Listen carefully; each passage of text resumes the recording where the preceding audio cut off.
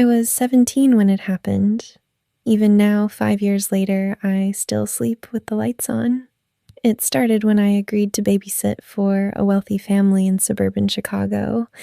The house was enormous, 3 floors, long hallways, and enough rooms that you could get lost inside it.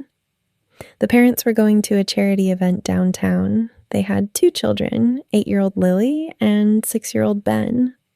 Everything seemed normal, at least at first. Around 9 p.m., while I was helping them get ready for bed, Ben casually said something that made me laugh. "Don't close my closet." "Why?" I asked. "The man in the walls doesn't like it." Lily immediately looked nervous. "Ben, stop." But he continued. "He gets angry when he can't see us." I assumed they were telling ghost stories. Kids do that. I tucked them into bed and ignored it.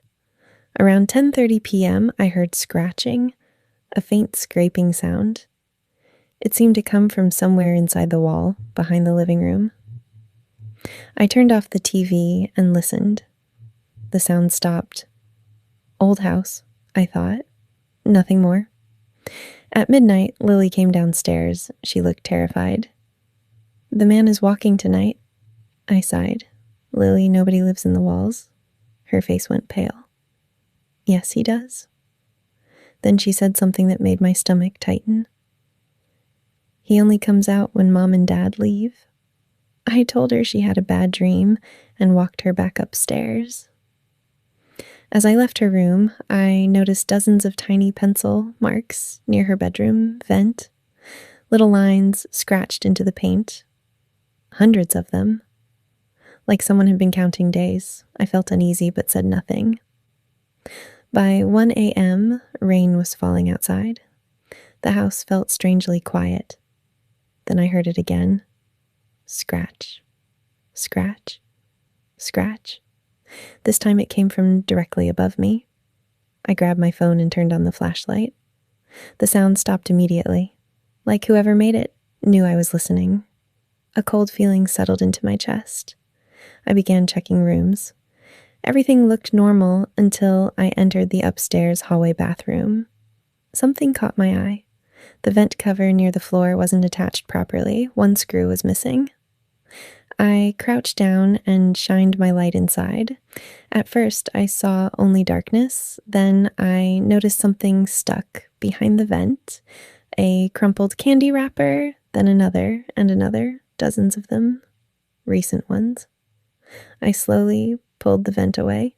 The opening behind it was much larger than I expected, large enough for a person to crawl through.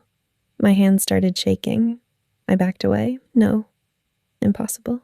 Nobody could live in there, right? I went downstairs and called the parents. No answer. Straight to voicemail. I texted them.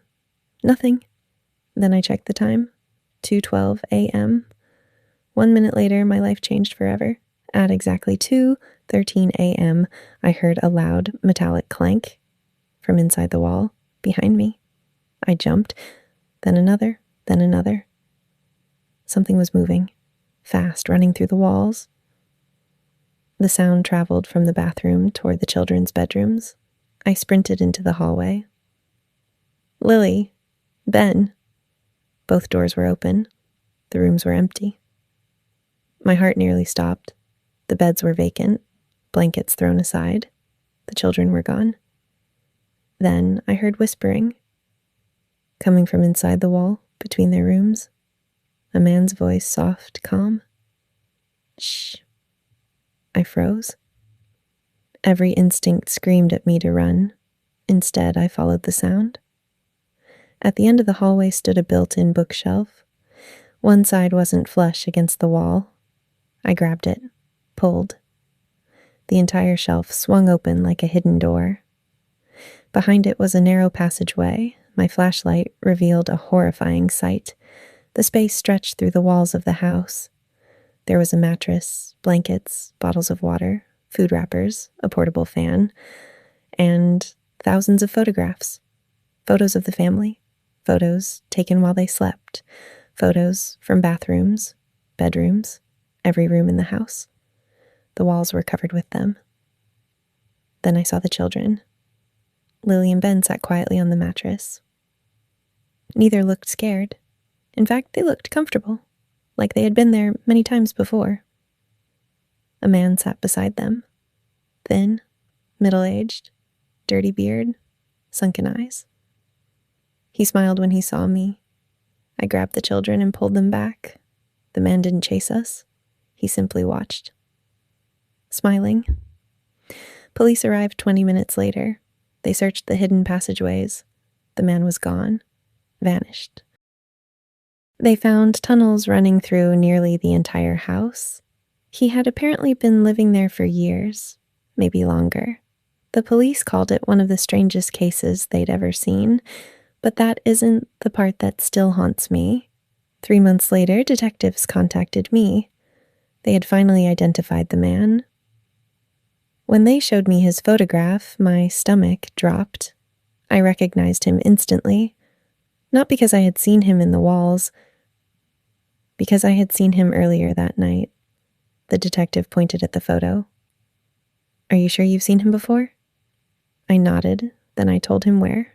The parents, the children's mother and father, the couple who hired me, the people who left for the charity event, the people who never returned home that night, the people everyone assumed were the victims. The man in the photograph was their missing son. He had disappeared 23 years earlier at age 14. According to police records, he was never found. But the most disturbing detail came later. DNA testing proved something impossible. The children weren't afraid of the man because he lived in the walls. They knew him because he was family. The man living inside the walls for 23 years wasn't a stranger. He was their biological father.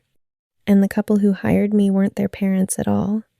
They were his parents, the children's grandparents. The family had spent decades hiding him inside the house after a violent crime committed when he was a teenager. Every member of the household knew. Everyone except me. The children weren't warning me about a monster. They were simply talking about a relative who had been secretly watching every babysitter, every visitor, and every sleeping child who entered that house for over 2 decades. The house was demolished the following year, but sometimes I still wake up in the middle of the night, and for a few seconds, I swear I can hear scratching inside my bedroom wall.